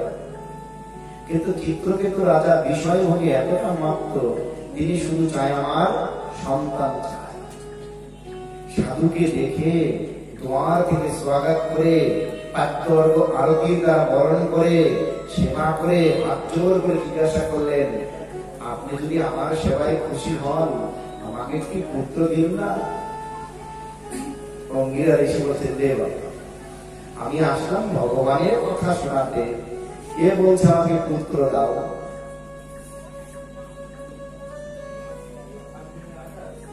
আমাকে পুত্র দাও। কতবার জন্ম হয়েছে, কতবার মৃত্যু হয়েছে, কতবার প্রতিপত্তি সন্তান আদি পেয়েছে, এখন বলছে আমার পুত্র দাও। অঙ্গিরা ঋষি বলছে, এই ক্ষণস্থায়ী সংসারে পরিবর্তনই একমাত্র নিয়ম। সেখানে ভগবত ভজন ভিন্ন, অন্য কোন বস্তুর প্রতি আকাঙ্ক্ষা করতে নেই। দেখো না চোখের সামনে কত পুরুষ চলে যাচ্ছে, কত নতুন প্রজন্মের জন্ম হচ্ছে, তুমি আবার সেই ক্ষণস্থায়ী বস্তুর পিছনে যাচ্ছ। হে রাজন, তোমার সর্বোত্তম কল্যাণ হবে, তুমি হরি ভজন করো। না না বাবা, আমি অত বুঝি না, আমাকে একটি আশীর্বাদ করো যাতে পুত্র হয়। কোনোভাবেই মানছে না। তখন অঙ্গিরা ঋষি বলছে, পুত্র হলে কষ্ট হবে, হোক না কষ্ট, আগে পুত্র তো হোক, আট করে স্বভাব তো বুঝুক, পরে কষ্ট হবে, পরে চিন্তা করবে। এইভাবে চিত্রকেতু রাজার মাধ্যমে কৃষ্ণ দ্বৈপায়ন বেদব্যাসজি সংসারে আসক্ত ব্যক্তিদের ক্ষণস্থায়ী বস্তু পাওয়ার আকাঙ্ক্ষা ব্যক্ত করেছে। মৃত্যু হবে, দুঃখ পাবো, কষ্ট পাবো, ওই বিষয়ে আবার আবদ্ধ থাকবো। আমরা অভ্যস্ত হয়ে গেছি। একটা শিমুল গাছকে জোরে আলিঙ্গন করবো, চেপে ধরবো, কাঁটাগুলো শরীরে ফুলবে, কষ্ট পাবো, আবার জোরে চেপে ধরবো, আবার কষ্ট পাবো। ওটাতে আমরা আনন্দ পেয়ে গেছি, কিন্তু ওটা আনন্দ নয়।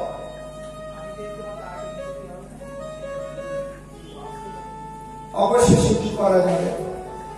বারবার বলতে অঙ্গিরা ঋষি আশীর্বাদ করলেন, আর জ্যেষ্ঠ রানীর গর্ভে একটি পুত্র হল। জ্যেষ্ঠ রানীর গর্ভে পুত্র হওয়াতে বাকি সব রানীগণ অনুভব করলেন, রাজা তো শুধু জ্যেষ্ঠ রানীকে ভালোবাসছে, এত রানীর মধ্যে একজনের যদি পুত্র হয়, তিনি রাজার চোখের মণি হয়ে গেল। তিনি আমার পুত্র সন্তান দিয়েছে। বাকি রানীগুলো নিজেকে অবহেলিত মনে করে ঈর্ষা করতে লাগলেন। ও তুমি রাজার প্রিয়, আমরা কে? ওই পুত্র সন্তানের জন্য তোমাকে ভালোবাসছে। দাঁড়াও, ওই পুত্রকে আর বাঁচিয়ে রাখা যাবে না, তাহলে তো আমরা কোনদিন রাজার ভালোবাসা পাবো না। সব রানী ষড়যন্ত্র করে যখন ছোট্ট শিশু এখনো ঘুরতে শেখেনি, তাকে খাবারের সঙ্গে বিষ মিশিয়ে মেরে দিল। আর কাশিগণ চিৎকার করতে করতে এসে বলে, রানীমা সর্বনাশ হয়ে গেছে। কি? যুবরাজ তো নড়াচড়া করছে না, তার শরীরে বিল হয়ে গেছে। এইভাবে সবাই যখন ওখানে একত্রিত হলেন, আর সেই গভীর শোকে সখীভূত হয়ে যে সমস্ত রানীগণ এই গর্হিত কার্য করলেন, তারাও কাঁদতে লাগলেন। মৃত সন্তানকে পাশে নিয়ে রাজা চিত্রকেতু গভীর ভাবে শোক করতে লাগলেন। আর তখন সেই রাজ্যে অঙ্গিরা ঋষি নারদ মুনিকে সঙ্গে নিয়ে আসলেন। প্রথমে একা এসেছিলেন, এখন দুজনে এসেছে। দুজন মহাপুরুষের পদচারণা হল। নারদ মুনি বোঝানোর চেষ্টা করছে, রাজন, হে রাজন, তুমি কাঁদছ কেন? তুমি তত্ত্ব কথা শোনো, ভগবানের কথা শোনো। চিত্রকেতু রাজা কোনো কথা বলে না, শুধু কেঁদেই যাচ্ছে। কোন তত্ত্ব কথা তার ভিতরে কাজ হয় না, সমস্ত তত্ত্ব কথার অবসান। সমস্ত তত্ত্ব কথার অবসান হয়ে গেছে। এইভাবে নারদ মুনি দেখলেন, একে তো বাবা কোনোভাবেই কথা শোনানো যাবে না। যেহেতু কথা শোনানো যাবে না, তখন নারদ মুনি ওই মৃত সন্তানের বুকে হাত থেকে বলেন, কে কে তুমি? তোমাকে আমার এই শরীরে প্রত্যাবর্তন করতে হয়। নারদ মুনির আহ্বানে সেই মৃত শরীর থেকে বেরিয়ে যাওয়া আত্মা আবার প্রবেশ করল। প্রবেশ করে তিনি ছোট্ট শিশু, কিন্তু তখন তিনি কথা বলতে লাগলেন। কিন্তু শোকে কেউ বুঝতে পারলেন না, এ তো কথা বলা শেখেনি, কথা কোথা থেকে বলছে, কিন্তু কথা বলছে।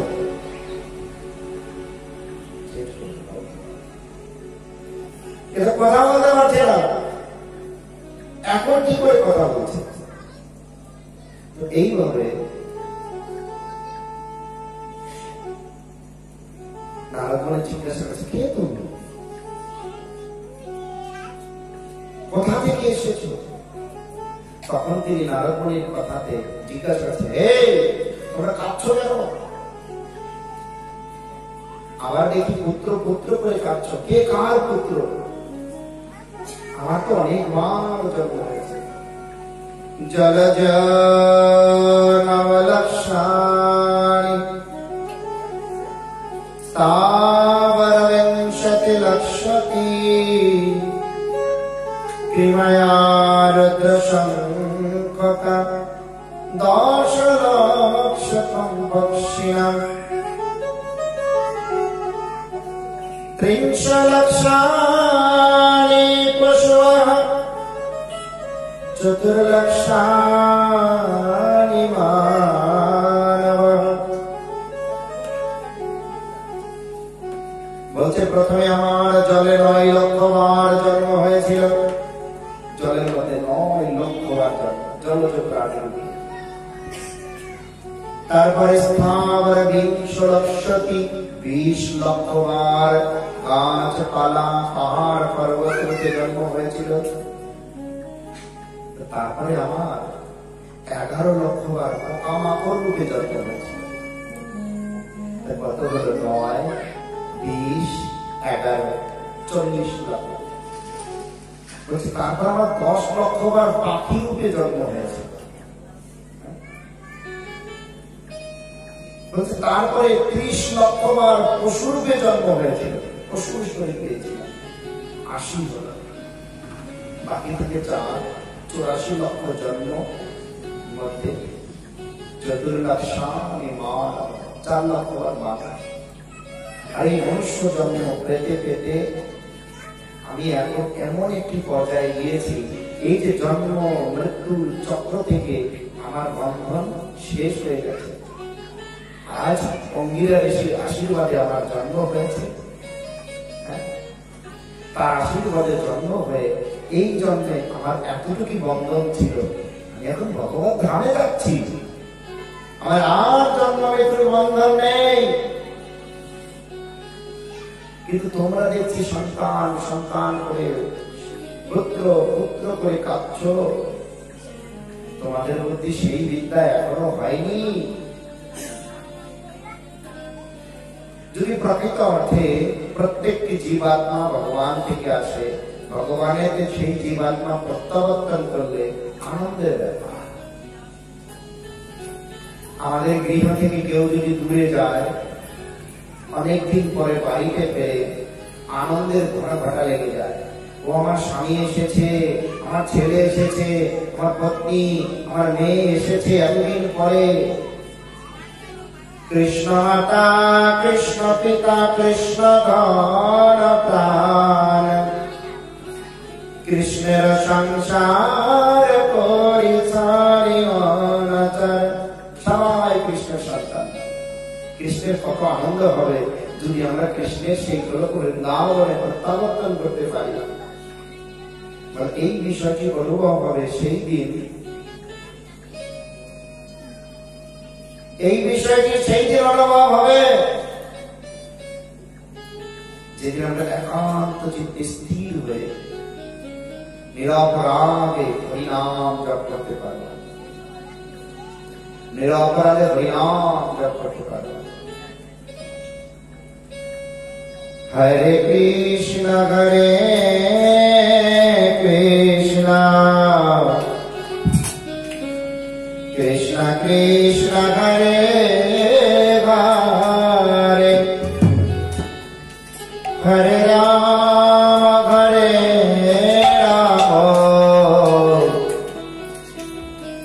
রাম রাম হরে হরে। সবাই বলবেন হরে কৃষ্ণ কৃষ্ণ কৃষ্ণ হরে হরে, হরে রাম রাম রাম হরে হরে, হরে কৃষ্ণ হরে কৃষ্ণ কৃষ্ণ কৃষ্ণ হরে হরে, হরে Ram Ram Ram Hare Hare.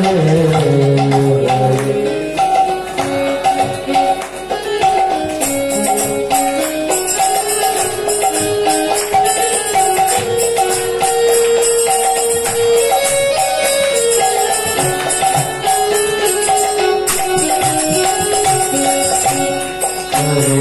Krishna,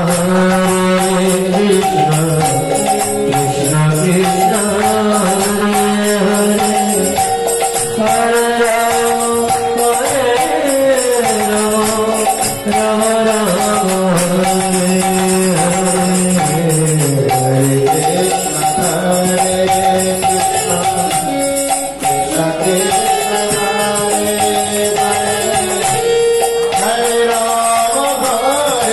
Rama, Rama Rama, Hare Hare, Hare Krishna, Hare Krishna, Krishna Krishna, Hare Rama, Hare Krishna, Krishna Krishna, Hare Hare, Hare Rama, Rama Rama, Hare Hare, Hare Krishna, Hare Krishna, Krishna Krishna, Hare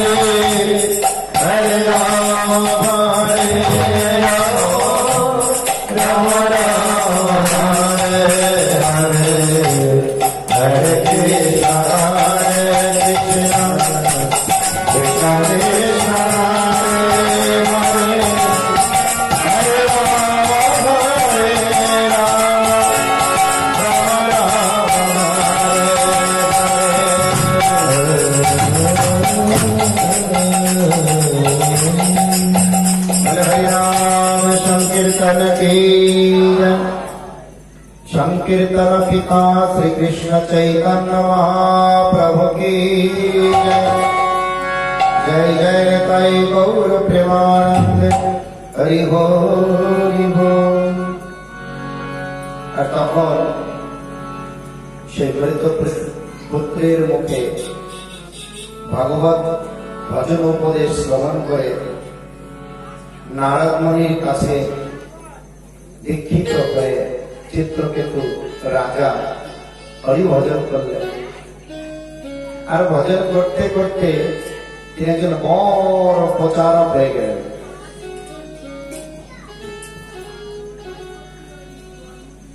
এক ব্রহ্মাণ্ড থেকে অন্য ব্রহ্মাণ্ডে ঘুরে ঘুরে পরিব্রাজক প্রচারক হিসেবে ঘুরতে লাগলেন। যেমন নারদ মুনি সর্বত্র ঘুরে বেড়াচ্ছে।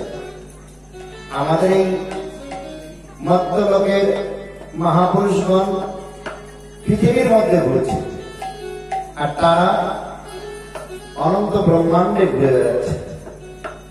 একদিন চিত্রকেতু রাজা নাম জপ করতে করতে কৈলাসের পাশ দিয়ে যাচ্ছে। যে রাজা পুত্র শোকে, পুত্র পাওয়ার জন্য কত আকাঙ্ক্ষা, সে এখন দিব্য মহাপুরুষ ব্রহ্মাণ্ডে ঘুরে ঘুরে ভগবানের প্রেম মহিমা প্রচার করছে। নামের কত শক্তি, ভগবত ভজনের কত শক্তি। আর তিনি দেখলেন সেখানে ভাগবতীয় সভা হচ্ছে, বিদ্বৎ মন্ডলীর সভা। অনেক জ্ঞানী মুনি এসেছে, মণিগণ এসেছে। পার্বতী দেবীকে শিবজি মহারাজ খুব ভালোবাসে, তিনিও তার পতিকে ছেড়ে থাকতে পারেন না। এই বিদ্বৎ মন্ডলীর সভাতে পার্বতী দেবী শিবজি মহারাজের কোলে বসে আছে, আর সেখানে ভাগবতের কথা হচ্ছে। চিত্রকেতু রাজা যখন দেখলেন এত গুণী মুনি ব্যক্তিদের মধ্যে ভগবানের কথা আলোচনা হচ্ছে, পার্বতী দেবী ভগবান শিবের কোলে বসে আছে, তার একটু বাহ্যিক লজ্জাতে নিচে বসে দেখতে ভালো লাগে। আমি জানি শিবের কামের গন্ধ নেই, শিবজির মধ্যে কোনো কামের গন্ধ নেই, কিন্তু তারপরেও এত একটা সভা, পতি পত্নী এটাও জানি, দেখতে কেমন লাগে।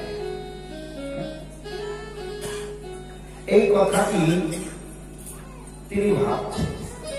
পার্বতী দেবী তা বুঝতে পেরে, ওরে মূঢ়, তুমি জানো না শিবের কামের গন্ধ নেই, আর তুমি এমনটি ভাবছো? আমি তোমাকে অভিশাপ দিচ্ছি, তুমি অসুর করে জন্ম নেবে। এই যে অভিশাপ, এই অভিশাপে চিত্রকেতু রাজাই বৃত্তাসুর রূপে জন্ম নিয়েছে। আর তখন শিবজি মহারাজ বলছে, দেবী, বিচার করতে গেলে, বৈষ্ণবীয় সিদ্ধান্ত দেখতে গেলে তিনি তো ভুল বলেননি। তুমি কিন্তু বিনা কারণে তাকে অভিশাপ দিলে, কিন্তু তিনি তো সাধু। সাধুকে অভিশাপ দিলেও, মারলেও, কাটলেও সাধু কিন্তু তোমার প্রত্যুত্তর করবে না। শুকাইয়া মইলে কারে পানি নামা গায়, বিশ্বাস যায় তরী বৈষ্ণবীশ্বরা। বারবার বলছে শিবজি মহারাজ, দেবী তুমি বেঁচে গেলে। আজ যদি এই সাধুরা হয়ে অন্য কোনো মনি ঋষি হতো, তোমাকে তো প্রতি অভিশাপ দিত, আবার অভিশাপ দিত, তোমাকে ভোগ করতে হতো। চিত্রকেতু রাজা মাথা পেতে নিল তোমার অভিশাপ। আর তিনি বললেন, দেবীর অভিশাপ অভিশাপ হতে পারে না, সে অবশ্যই কোনো বর। আর তিনি ঋষির আশীর্বাদে জন্ম নিয়ে দেবতাদের একটা উচিত শিক্ষা দিলেন। বিষয় বৈভবে মত্ত থেকে, অহংকারে মত্ত থেকে কত বড় অন্যায় হতে পারে। যে কোনো পরিস্থিতিতেই থাকি না কেন হরি ভজন থেকে দূরে থাকা যাবে না। কেননা পদ্ম পাতায় জলের ন্যায় জীবনের ভরসা নাই। পদ্ম পাতার জলের ন্যায় জীবনের ভরসা নেই। তাই সবার চরণে আমার নিবেদন, এই সংসার মায়াজাল থেকে বেরিয়ে আপনি বিবাহ, আয়, সন্তানাদি উৎপাদন সমস্ত কিছু ভগবানের সুখের জন্য করুন। সংসার মায়াজালে পড়বেন না। বলে আর কেন মায়া জালে পরিত্যাগ জীবন, আর কেন মায়া জালে পরিত্যাগ জীবনে, আর কেন মায়া জালে পরিত্যাগ জীবনে, আর কেন মায়া জালে পরিত্যাগ জীবনে, নাহি জানব হয়ে রবে তুমি চিরদিন।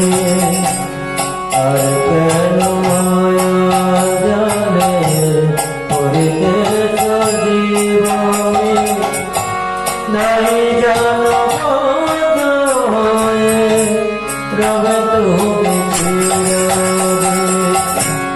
আর কেন মায়া জালে পরিত্যাগ জীবনে, নাহি জানব হয়ে রবে তুমি চিরদিন। অতি তুচ্ছ ভাবের রাশি বন্দী হয়ে মায়া ফাঁসে, অতি তুচ্ছ ভাবের রাশি বন্দী হয়ে মায়া ফাঁসে, রহিলে বিকৃত ভাবে দণ্ড যথাপরাধে। আর কেন মায়া জালে পরিত্যাগ জীবনে, নাহি জানিব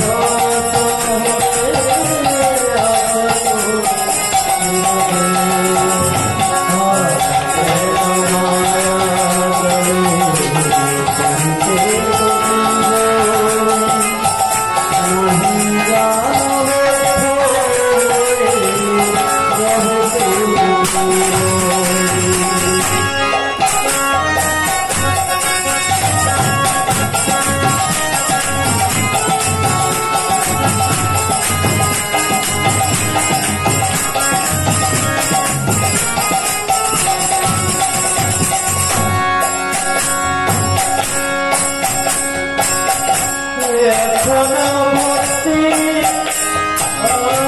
এখনো ভক্তি বলে কৃষ্ণ প্রেম সুন্দর জানে, ক্রিয়া করিও অনায়াসে তব তুমি কৃষ্ণাধীন। এখনো ভক্তি বলে কৃষ্ণ প্রেম সুন্দর জানে, ক্রিয়া করিও অনায়াসে তব তুমি কৃষ্ণাধীন। এখনো ভক্তি বলে কৃষ্ণ প্রেম সিন্ধু জলে, ক্রিয়া করিয়া অনায়াসে থাকো তুমি কৃষ্ণাধীন। এখনো ভক্তি বলে কৃষ্ণ প্রেম সিন্ধু জলে, ক্রিয়া করিয়া অনায়াসে থাকো তুমি কৃষ্ণাধীন। আর কেন মায়া জালে পরিত্যাগ জীবনে, নাহি জানিব হয়ে রবে তুমি চিরদিন। আর কেন মায়া জালে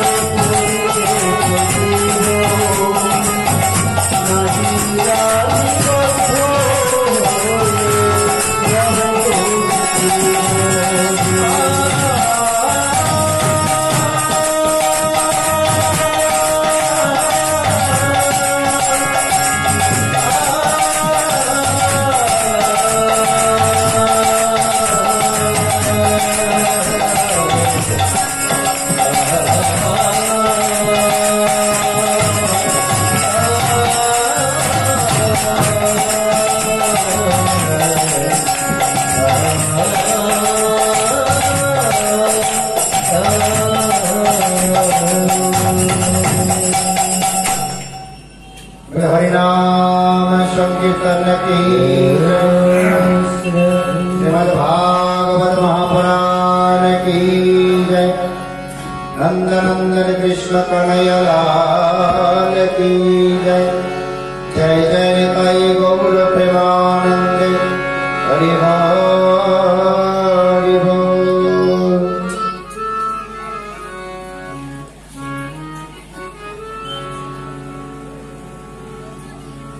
জীব বিভিন্ন জনিতে ভ্রমণ করতে করতে স্বপ্ন, জাগ্রত, সুষুপ্তি এই তিনটি অবস্থা প্রাপ্ত হয়ে কি এই তিনটি জাগ্রত বলতে পূর্ণ চেতনায় থাকা, স্বপ্নে স্বপ্ন বলতে ভগবান তার সমস্ত নিত্য পরিচয় ভুলে গিয়ে এই ক্ষয়ে যাওয়া সম্বন্ধ যেটা জন্মে জন্মে পরিবর্তন হচ্ছে এটাকেই মৃত্যু মনে হয়। আর জাগ্রত বলতে পূর্ণ আমি ভগবানের দাস, তিনি বিনা আমার অস্তিত্ব নেই, শরীর পেয়েছি পিতার ঔরসে, যতক্ষণ ভিতরে জীবাত্মা পরমাত্মা বিরাজমান চলবে, সে বেরিয়ে গেলে আমার গতি হবে শ্মশান। আমি বলতে এই শরীরটা, কিন্তু এটা আমি নই, আমি হচ্ছি আত্মা। আমার মরণ নেই, ব্যাধি নেই, জরা নেই, রোগ নেই, কোনো কিছু নেই। কিন্তু স্বপ্ন অবস্থাতে আমি ভাবি এটাই আমি, আমি পুরুষ, আমি ডাক্তার, ইঞ্জিনিয়ার, নানান জড় উপাধিতে আমরা ভূষিত করি। এটা স্বপ্ন অবস্থা, সত্য নয়। স্বপ্ন স্বপ্নই, স্বপ্ন কখনো সত্য নহে। আর সুষুপ্তি চেতনতার সূক্ষ্ম অবস্থা, সেই পর্যায়ে এই তিনটি একত্রিত হয়ে জীব কখন হয়? যখন এই জড় শরীরে আবদ্ধ হয়। যতক্ষণ জড় শরীরে আবদ্ধ এই তিনটি অবস্থাকে বিচরণ করে। জড় শরীরে আবদ্ধ হয়ে ওই আত্মাই তখন জীব রূপে পরিচিত লাভ করে। আত্মা আমরা বলি ভিতরে আত্মা আছে, ওই আত্মাটাকে যখন এই তিনটি স্বপ্ন, জাগ্রত, সুষুপ্তি অবস্থাতে এই জড় শরীরে আবদ্ধ থাকে তখন তাকে জীব বলছি। আর এই জীব এই সংসারে ওই স্বপ্ন অবস্থা থাকে, যেখানে চেতনতার মালাই নেই, ভুল করে মায়ায় আবদ্ধ হয়ে রূপের অহংকার, যৌবনের অহংকার, উচ্চ কুলের অহংকার, ধন সম্পত্তির অহংকার, শক্তির অহংকার। আমরা দেখতে পাই মহাভারতে সুচাগ্র পরিমাণ জমি দেব না, যদি পাণ্ডবদের চাই যুদ্ধ করে ছিনিয়ে নিতে হবে, কোন ভাগ বাটোয়ারা হবে না। আমরাও ভাবছি এই ঝিগিরাতে বসবাস করছি, জয়পুরে বসবাস করছি, অনেক বড় বড় ব্যক্তিত্ব ছিল, সময়ের ব্যবধানে নেই। আমার অনেক বড় বড় ব্যক্তিত্ব বর্তমান আছেন, তারা সমাজে অতি সম্মানিত, আমিও তাদেরকে সম্মান করি। কিন্তু প্রশ্ন হচ্ছে এটা কিন্তু পরিবর্তনশীল, সময়ের ব্যবধানে আমি আমার অবস্থানে থাকতে পারবো না। আর মায়ায় আবদ্ধ হলে এটা আমরা বুঝতে পারি না। তাই তো দেখতে পাই একবার সরোবরের জলে দেওল ঋষি স্নানাদি তর্পণে রত। ঠিক তখন বহু নামক গান্ধর্ব জলে ক্রিয়া করতে করতে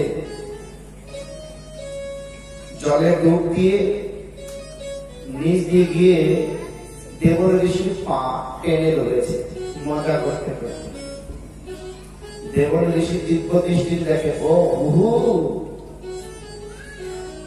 তুমি তাহলে আমার সঙ্গে দুষ্টমি করছো, তোমার খুব শখ আমার পা ধরে টানার। ঠিক আছে, আমি তোমাকে সাপ দিচ্ছি, তুমি কুমির রূপে জন্মগ্রহণ করো। সারা জীবন যেই হাসবে শুধু টানাটানি দিয়ে থাকবে, একটাই লক্ষ্য, ধরতে পারলেই খেতে পারবে। খুব ইচ্ছা যে হতো।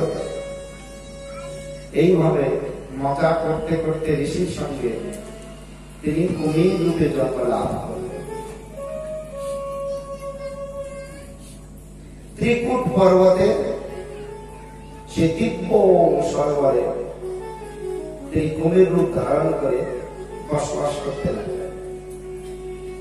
ত্রিকুট পর্বতটি দেখতে অত্যন্ত সুন্দর, ঘুরে ঘরে ভরা। আর একসময় পাণ্ডব দেশীয় রাজা ছিলেন, রাজা ইন্দ্রদম্ভ। তিনি বিষয় ভোগে অনাসক্ত ছিলেন। রাজা হয়েও সর্বদা ভগবানের ধ্যান, নাম জপ আদি সাধু সেবা রত ছিলেন সর্বদা। আমি শুনেছি, সত্য কিনা জানি না, যে ভগবানের কথাও নাকি আবার আলাদা আলাদা হয়। আমার সংস্থার লোক না হলে নাকি সে কথা শোনা যাবে না। যারা এই ধরনের বিচারে বিচার করে তাদের এই কথা শুনতে হবে। ভাগবত কি বলে? এই নিষ্কিঞ্চন রাজা ভগবানের আরাধনাতে থেকে তার কোন ভুল নেই। তিনি ভগবানের মলাচলে পর্বতে দিব্যি ধ্যান করছেন। ঠিক সেই সময় অনেক শিষ্যের সহিত অগস্ত্য ঋষি সেখানে আসলেন। অগস্ত্য ঋষি পুলস্ত্য ঋষির সন্তান, রাবণের বাবা বিশ্ববামণি আর অগস্ত্য ঋষি দুই ভাই। এই অগস্ত্য ঋষি সেখানে আসলেন। অগস্ত্য ঋষি সেখানে আসলে তিনি বারবার তাকে সৎকার করার জন্য, আদর আপ্যায়ন করার জন্য রাজাকে বললেন, সাধুগুরু বৈষ্ণব আসলে তাদের আদর যত্ন করা দরকার। তার ব্রাহ্মণ, ঋষি, ত্যাগী, নিষ্কিঞ্চন সন্ন্যাসী সাধুদের সেবা করবে। রাজা গভীর ধ্যানে মগ্ন।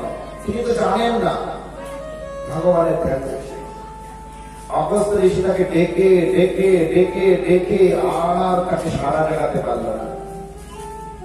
তখন প্রধান্বিত হয়ে বলল, ওরে জড়, সাধুর আগমনে, ঋষির আগমনেও তুমি জ্বরের ন্যায় আছো করে, তোমার ওই ভজনে কোনো কাজ হবে না। তুমি জড়ত্ব প্রাপ্ত করো, হ্যাঁ, তুমি মত্ত হাতির ন্যায় বিচলিত করবে। আর সেই রাজা ইন্দ্রদম্ভ তিনি এটা কিছু করেননি, শুধু শুধু যে আগত সাধুর সৎকার করে।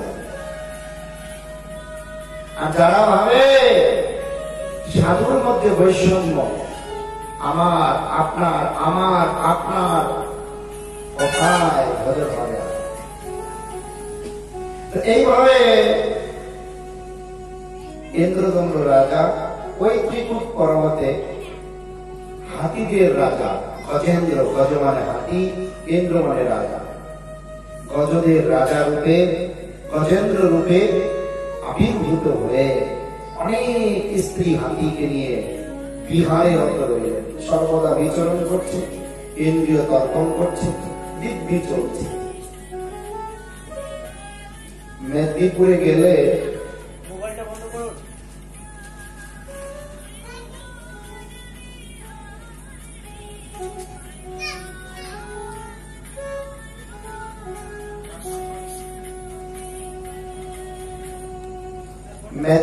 গেলে ওই শালবনে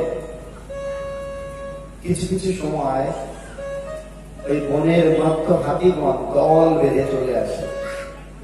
যারা স্থানীয় ভক্তরা দেখে খুব ভয়ানক, এত হিংস্র, এত বলবান, তাদেরকে কোনোভাবেই ফেরানো যায় না। এইভাবে গজেন্দ্র ভাবল, আমি রাজা, অনেক শক্তিশালী, কেউ আমাকে পরাজিত করতে পারবে না, অনেক শক্তি আমার। এইভাবে দলবল সহ একদিন ওই ত্রিকুট পর্বতের সরোবরে জল পান করতে গেলেন, জলক্রিয়া করতে গেলেন। সমস্ত দলবল সহ জলক্রিয়ায় রত। হাতিদের জলক্রিয়া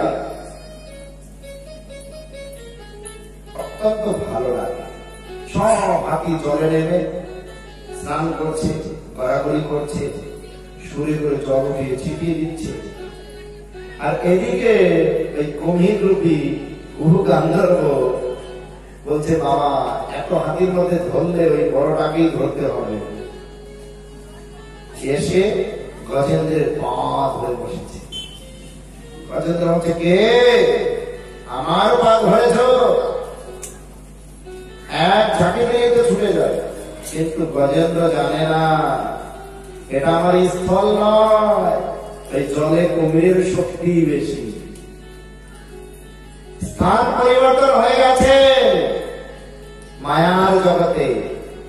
রক্ষাকর্তা মায়া দেবী ভগবানের নির্দেশে আমার সমস্ত পাপের পর্যায় অনুযায়ী আমাকে দেখাশোনা করছে। আমার কর্তৃত্ব নেই এখানে, কিন্তু আমার চেতনা দাঁড়িয়েছে, চিন্তা করতে পারি, আমার জ্ঞান দিয়েছে, বিচার করতে পারি। আমি কেন গর্বিত কার্য করব? আমি ভুলে গেছি আমি আছি কাকে, দুঃখের সংসার। আমি গৌরবে মেতে আছি। এই যে গৌরব, এই গৌরবে মেতে গজেন্দ্র ভালো, এক করে আমি তোমাকে ছাড়িয়ে দেব। আর অহংকার করতে লাগলেন। রূপের গৌরব কেন ভাই অনিত্য কলেবার, কবল হে স্থিরতার সমন আইলা কিছু নাই।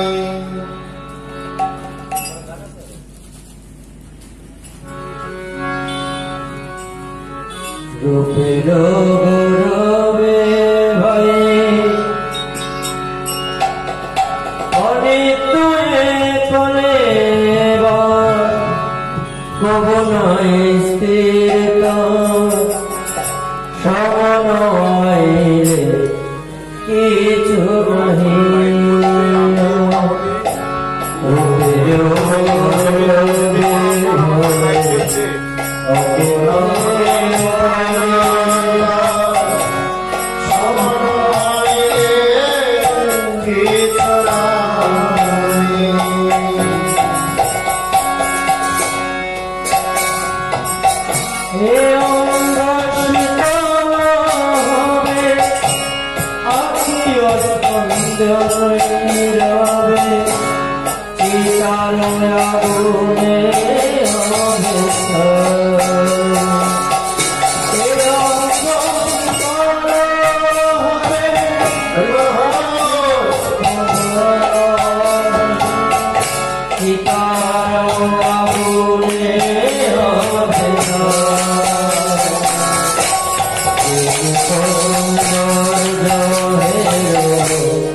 Oh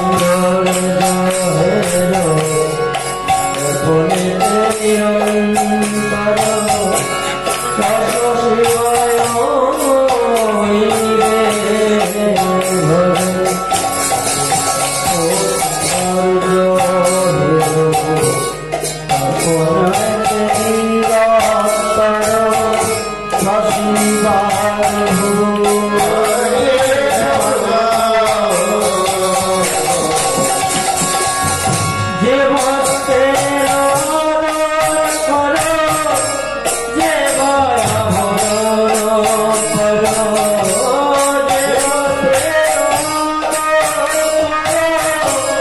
যে দয়া ভরণ করো, প্রকাশ